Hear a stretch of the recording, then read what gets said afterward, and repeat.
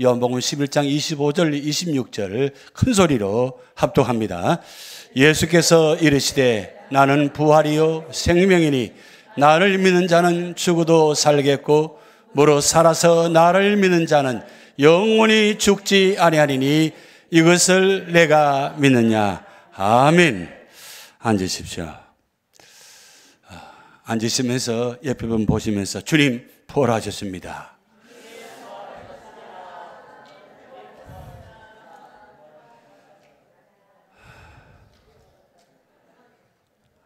하나님께서 저와 여러분을 위해서 부활하신 그 예수님을 우리는 찬양 드릴 수 있는 은혜 주심을 또한 감사드립니다.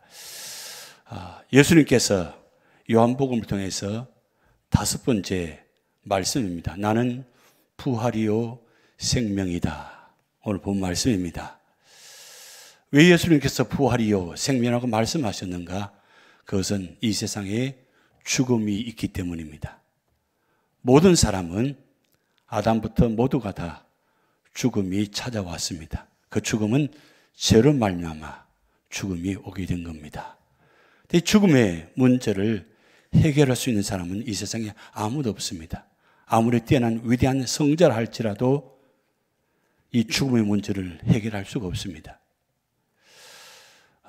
몇 년 전에 우리 인도 선교 가서 타지마할, 그 세계에서 가장 아름다운 무덤, 정말 무덤이 그렇게 아름다운 것을 처음 보았습니다.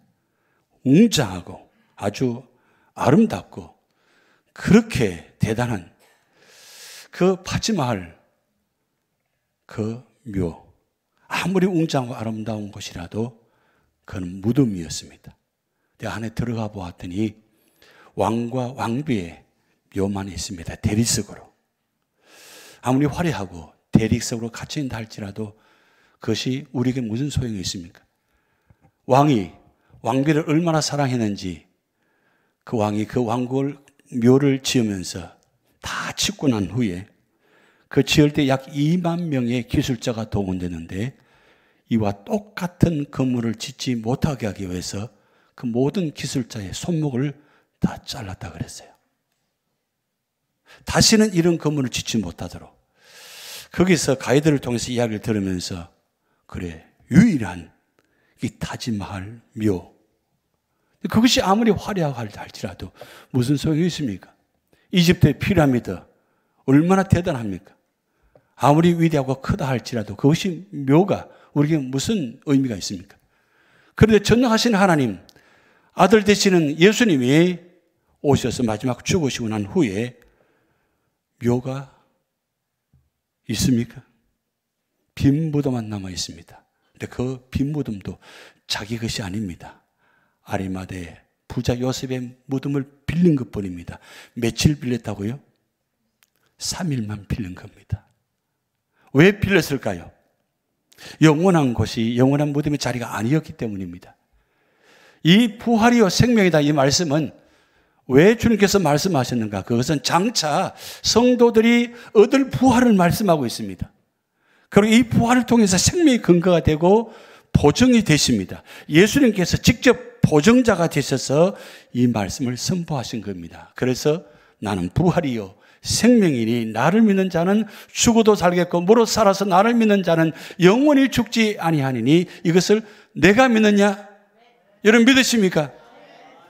이스라엘 어떤 위대한 왕도 이 말을 선포한 적이 없습니다. 오직 예수님만이 유일하게 선포하신 것입니다. 왜 그렇습니까? 바로 예수님은 하나님의 아들 되시고 전능하신 하나님이시기 때문입니다.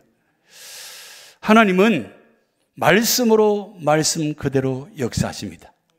우리 같이 읽습니다. 하나님은 말씀으로 말씀 그대로 역사하십니다. 자, 여기 이 말씀에 근거가 있습니다. 그것은 구약 성경에 예수님께서 십자가에 달리실 것을 미리 예언해 놓은 본문이 있습니다. 그것이 시편 21편 1절입니다. 한번 같이 합독합니다. 내 하나님, 내 하나님이여 어찌야 나를 버리셨나이까? 어찌 나를 멀리하여 돕지 아니하시오며 내 신음소리를 듣지 아니하시나이까? 이런 이 말씀은 다윗이 기록한 말씀입니다. 10년 동안 사울 왕으로부터 도망자의 살면서 언제 죽을지 모르는 그 기가 막힌 상황 속에서, 동굴 속에서, 광야에서 죽음 앞에 있을 때 다윗이 하나님을 향하여서 내 하나님이여 어찌 나를 버리셨나이까? 어찌 나를 멀리하여서 돕지 아니하시며 내 신음소리를 듣지 아니하시나이까? 여러분 삶의 자리에 고난 때문에, 아픔 때문에, 질병 때문에, 문제 때문에 여러분 부르짖을 때도 있죠. 그렇게 간절히 부르짖어도 하나님은 응답하지 않습니다. 응답하시지 않는 것 같습니다. 그래서 답답하고 무너지고 때로는 기도가 되지 않을 때가 있다고 합니다. 기도하라면 기도하자고 할 수가 없습니다. 말씀 볼 수가 없습니다. 찬송 부를 수가 없습니다. 왜요? 그럴 정신이 없거든요. 그 문제 때문에. 그런데 다윗은 그 기가 막힌 상황 속에서도 무너지지 않고 절망하지 않고 오직 한 가지만 하나님만 바라보며 부르짖었다는 거예요. 그런데 그 다윗이 그 기가 막힌 자리에서 부르짖음이 예수님께서 이 말씀을 기억하시고 그 다윗의 마음을 받으시고 다윗의 고통을 함께 하시기 위해서 십자가상에서 7가지 말씀하시는데 네 번째 말씀,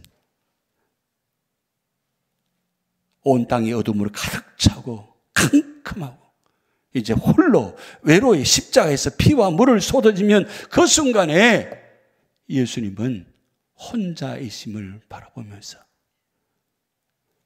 아래에서 나를 비난하고 욕하고 저주하는 그들을 바라보지 않고 하나님을 향하여서 내 하나님 나의 하나님 엘리 엘리 라마 사막다니 어찌하여 나를 버리시나이까 부르짖는 그 주님의 처절한 고통의 소리.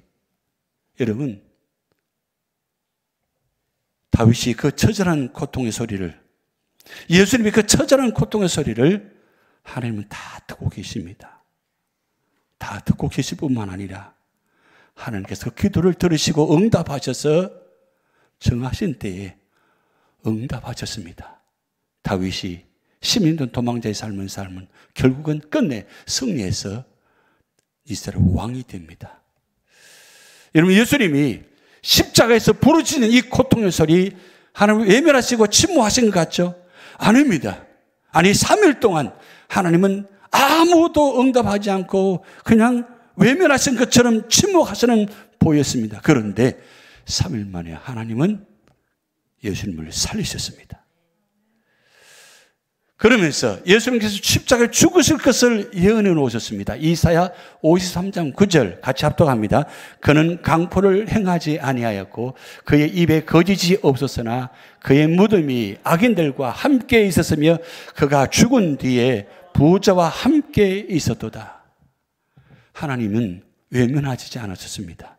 미리 이사야 선지자를 통해서 700년 전에 700년 후에 예수님이 오셔서 마지막 십자가 죽으시는 그 순간을 미리 준비하시고 그리고 부자 아리마다 요셉을 준비하셔서 그 무자의 묘에 들어가십니다. 이걸 그가 죽은 후에 부자와 함께 있었도다. 이런 우리 삶의 자리에 믿음으로 살아가면 끝내 결국 하나님 부르심 받을 수도 있습니다. 그러나 고통으로 하나님 우리를 끝나게 하신 것이 아니라 하나님은 고통을 통해서 우리에게 축복으로 연결하십니다. 우리가 생각지 못하는 그런 기가 막힌 상황 속에서도 하나님은 우리를 위해서 간절히 처절히 부르짖는 모든 주의 성도들을 향해서 하나님 반드시 응답하신다는 거예요. 여러분 사순절 기간 동안 얼마나 간절히 합심해서 기도했지 않습니까? 그 합심해서 기도하는 것이 지금 하나님께서 오늘 응답하셔서 오늘 이 예배가 이루어졌습니다. 부활 주일날 부활의 역사가 나타났어요. 가정이 회복되고 고통의 문제가 아픔들이 치유되고 회복되는 이 역사가 오늘 이 부활 주일에 일어났다는 사실이에요.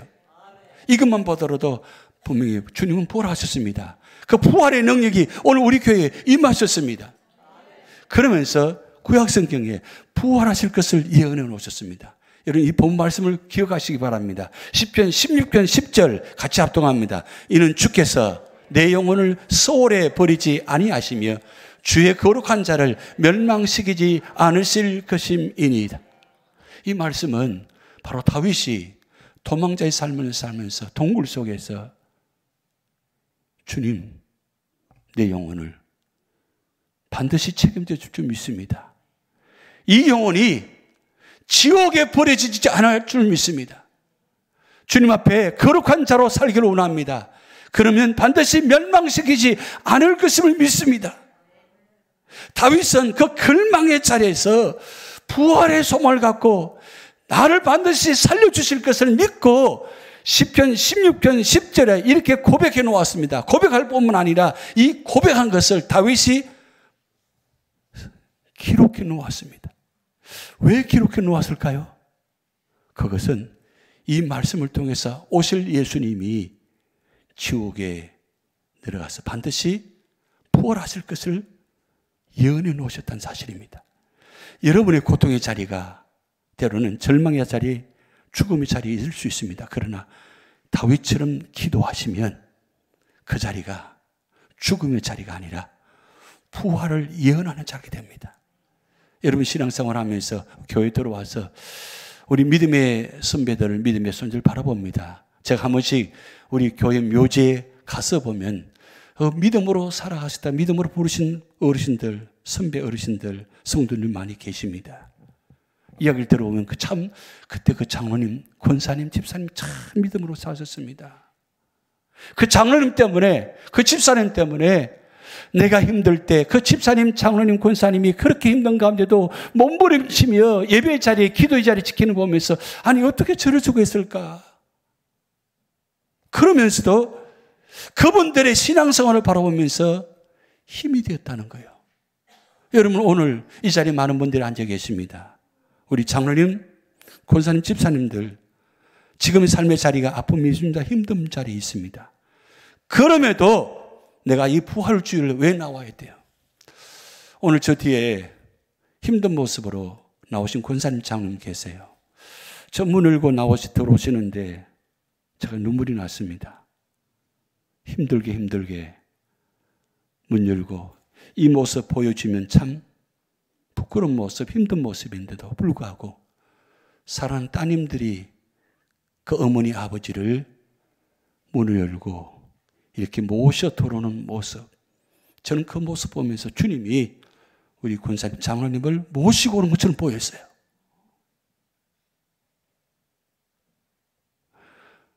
부활주일날 왜 이렇게 힘든 가운데도 예배 드려야 돼요? 부활의 능력을 믿기 때문입니다. 부활의 능력이 다윗에게만 예수님이 나타나는 것이 아니라 저와 여러분에게도 부활의 능력을 믿고 기도하고 몸부림치며 주님 앞에 나와 예배 드리면 부활의 역사가 나타납니다. 그것을 산 증거자가 되게 하신다는 말씀입니다. 다윗이 이 놀라운 고백이 기록됨으로 말미암아 예수님의 예언이 되게 하시고 그리고 이 예언이 오늘 저와 여러분에게 소망의 말씀이 되게 하셨다는 사실입니다. 여기서 끝나지 않고 호세아 6장 2절에 여호와께서 이틀 후 우리를 살리시며 셋째 날에 우리를 일으키시니 우리가 그의 앞에서 살리라. 이 말씀은 예수님만 부활하고 살리시는 것이 아니라 저와 여러분 모든 믿는 사람 하나님 앞에 살면 우리가 그의 앞에서 살리라. 하나님 앞에 살 수 있도록 은혜 주신다는 거예요. 이 부활의 예언이 결국 마태, 마가, 누가, 요한복음의 사복음서에 십자가를 통과하게 하고 부활을 바라보게 합니다. 여러분 예수님께서 오셔서 3년 동안 공생기간 동안 마태, 마가, 누가, 요한복음에 당신 자신이 죽음과 부활을 예언하셨습니다. 구약에 예언된 것도 있지만 신약에 당신 자신이 예언으로 오셔서 예언으로 또다시 말씀합니다. 그것도 3번이나 반복해서 말씀하시고 요한복음에는 결정적으로 오늘 본 말씀 나는 부활이요 생명이니 나를 믿는 이는 죽어도 살겠고 무릇 살아서 나를 믿는 자는 영원히 죽지 아니하리라. 이 말씀을 선포하셨는데 여러분 마태복음에 20장 19절에 이방인들에게 넘겨주어 그를 초롱하며 채찍질하며 십자가에 못 박게 할 것이나 제3일에 살아나리라. 이 말씀이 기록되어 있습니다. 이 말씀을 3번째 예수님께서 마태복음에 말씀하셨습니다. 그러면 마태복음만 기록하면 되잖아요. 근데 왜 마가복음에, 누가복음에, 요한복음에 기록해 놓았을까요? 그것도 예수님의 제자 마태와 요한 외에는 마가와 누가는 예수님 직접 제자가 아닙니다. 예수님 살아계실 때 본 적이 없습니다. 그런데 마가, 누가가 왜 예수님 말씀을 기록했을까요? 누구 때문에 이 말씀을 마태, 마가, 누가, 요한복음에 기록했을까요? 그것은 저와 여러분 때문입니다. 우리는 의심이 많습니다. 도마처럼 우리는 확인하지 않으면 우리는 믿지 않은 것이 우리의 모습입니다. 그런 모습으로 하시고 마태, 마가, 누가, 요한복음에다가 내가 죽고 살아나리라 3번을 말씀하시면서, 그리고 마지막 요한복음에는 아주 결정적으로 나를 믿는 자는 죽어도 산다는 사실을 말씀을 기록해 놓았어요. 자, 그러면서 여러분, 안식 후 첫날 실제적으로 예수님의 행적, 오늘입니다. 오늘 부활주일. 마태복음 28장 6절. 믿음이 없는 사람들이 무덤을 향해 찾아갑니다. 죽은 예수님을 찾아갔습니다. 그런데 죽은 예수님을 찾아가 보았더니 어떻게 됐다고요? 마태복음 28장 6절 같이 합독합니다. 그가 여기 계시지 않고 그가 말씀하시는 대로 살아나셨느니라. 와서 그가 누우셨던 것을 보라. 여러분, 그가 말씀하시던 대로 살아나셨느니라. 구약에 연하셨습니다. 또 오셨어요. 직접 마태, 마가, 누가, 요한복음에다가 내가 죽고 살아나리라 말씀하셨습니다. 그 말씀하시는 대로 살아나셨느니라. 그것을 마태복음만 기록한 것이 아니라 마가복음에도, 누가복음에도, 요한복음에도 동일한 말씀을 기록해 놓았습니다. 이 누구 때문에 이렇게 기록했을까요? 나 때문에. 오늘 솔로 하신 솔리스트 이제야 고백합니다. 그 찬양 부르는데 눈물이 나서 제대로 소리를 다 못 냈어요. 그렇습니다. 왜 이 시간에 이 솔리스트를 이 시간에 세웠을까요? 이 모습을 통해서 무슨 말씀하시려고요? 이제야 고백합니다. 그래요. 이제라도 고백하시기 바랍니다. 주님은 나의 주님이십니다. 나는 주님의 부활을 믿습니다. 그래요. 이제야 고백하는 순간 그 고통의 슬픔에 지난날 되돌아보니까 우리 장로님 기도하셨습니다. 4주일 기간 동안 내가 말씀의 자리, 기도의 자리 지키지 못했음을 정말 회개하는 마음으로 용서해 주옵소서. 우리 장로님 기도하셨어요. 그 대표적인 기도입니다. 사실 우리 모두의 기도입니다. 오늘 여러분 부활주일 나와서 여러분 그런 마음이 있죠. 사순절 기간 내가 정말 사순절 주님의 은혜를 기억하면서 십자가의 절에 참석하지 못하고 새벽 기도의 자리에 참석하지 못하고 기도의 자리에 참석하지 못하고 말씀의 자리에 참석하지 못해서 오늘 부활주일 이 자리에 나와 보니까 참 부끄럽습니다. 그럼에도 주님은 아무 말씀하지 아니하시고 우리를 받으시는 그 주님의 은혜, 그래서 이제야 고백합니다. 주님은 우리 마음을 보십니다. 그래서 사도행전 2장 31절 32절에 그들이 예수님의 부활을 보고도 믿지 않은 그들을 바라보면서 오순절 마을 다락방에 성령 충만한 말미암아 성령이 역사하시니까 그들이 이렇게 선포하기 시작합니다. 자, 같이 함께 선포합니다. 미리 본 거로 그리스도의 부활을 말하되 그가 음부의 버림이 되지 않고 그의 육신이 썩음을 당하지 아니하시리라 하더니 이 예수를 하나님이 살리신지라 우리가 다 이 일의 증인이로다. 아멘. 예수님을 누가 살리셨다고요? 예수님 당신이 살아나신 것이 아니라 예수님은 완전히 죽으셨어요. 완전히 죽으신 예수님을 성부 하나님이 살리셨어요. 3일 동안 왜 기다려야 돼요? 왜 3일 동안 나사로, 왜 죽음을 주님은 기다리셨어요? 그래서 그 누이들이 아니 주님 일찍 오셨다면 우리 오빠가 죽지 않았을 텐데 이제 썩는 냄새가 납니다. 주님 왜 이제 오십니까? 그렇게 고백할 때 주님이 오늘 11장 25절 26절에 나는 부활이요 생명이니 나를 믿는 자는 죽어도 살겠고, 이 말씀은 나사로는 주님을 믿었습니다. 그런데 죽었어요. 그런데 죽어도 살겠고 무릇 살아서 나를 믿는 자는 영원히 죽지 아니하니라. 이것을 내가 믿느냐? 여러분 이 말씀을 선포하고 난 후에 예수님은 나사로야 나오라 하고 말씀하고 살려내셨습니다. 그런데 나사로는 살고 있다가 죽었다가 다시 살았다가 다시 죽었습니다. 예수님의 죽음은 그런 죽음으로 끝나지 않으시고 부활의 모습으로 살아나셨습니다. 영원한 새로운 모습으로. 그래서 부활의 신앙은 미래의 신앙이자 현재의 신앙입니다.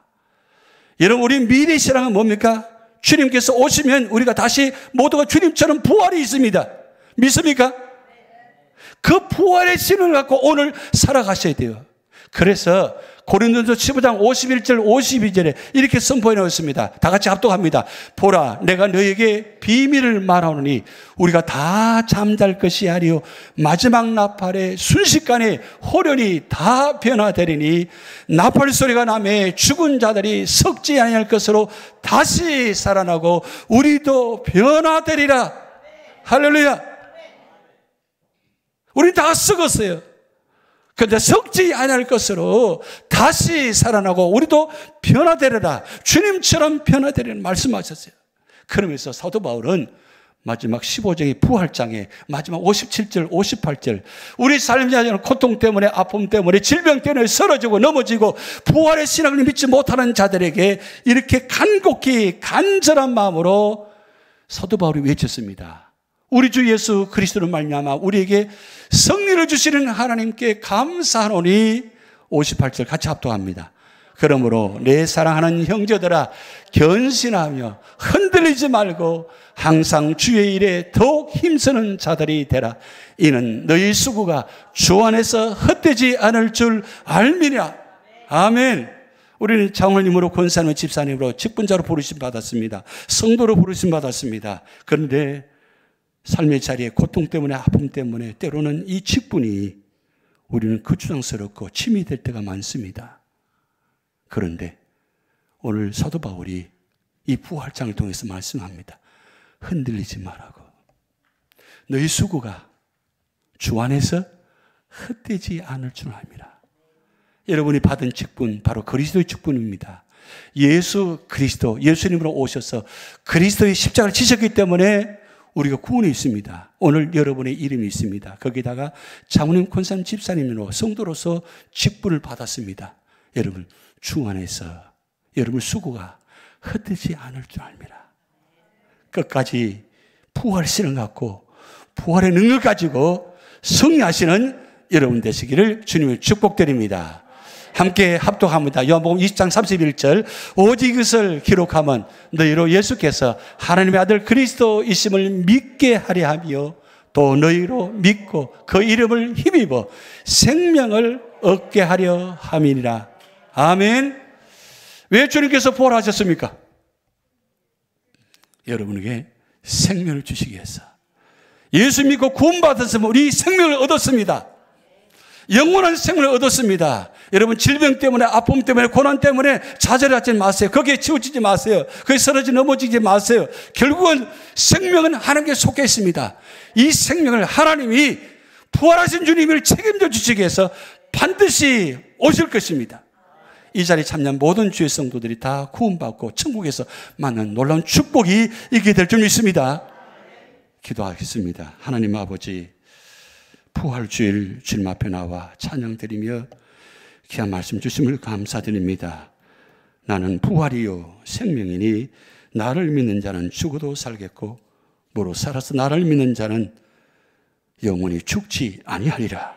이것을 내가 믿느냐?